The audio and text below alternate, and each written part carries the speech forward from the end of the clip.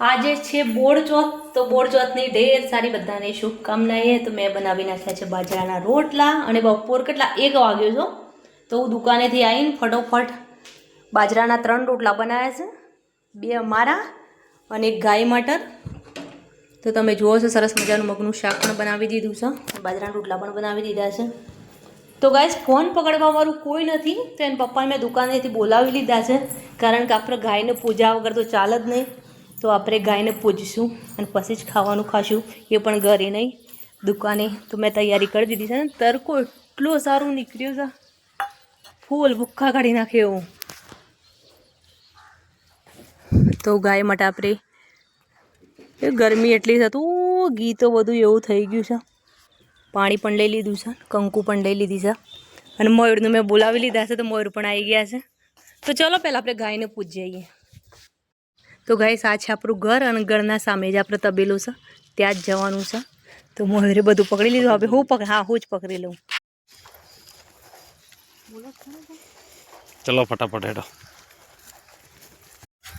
ખુલ્લું જ રાખીશ. તારું મારી રાખી બોર્ડ ચોથ છે એટલે ખુલ્લું રાખી દો. એનો વાછરડો છે. નાના બચ્ચા છે ભાઈ.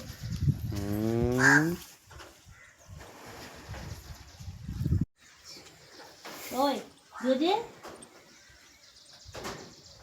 એ ચાલુ છે.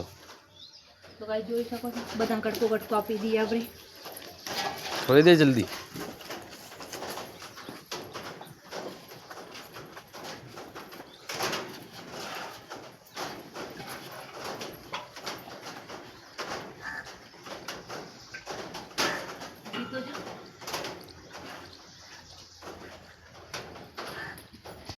પૂજા કરીને આવી ગયા છે, હવે જઈએ દુકાને. તો ગાઈસ ફટોફટ ટિફિન ભરીને આવી ગયા છે દુકાને, અને દુકાને આવીને હવે જમવાનું ચાલુ કરી દીધું છે.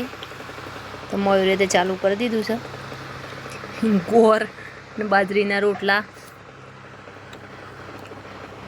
તો ગાઈસ આજ તો છોકરોને તિથિ ભોજન છે, કારણ કે શ્રાવણ મહિનામાં યોન હોય જ.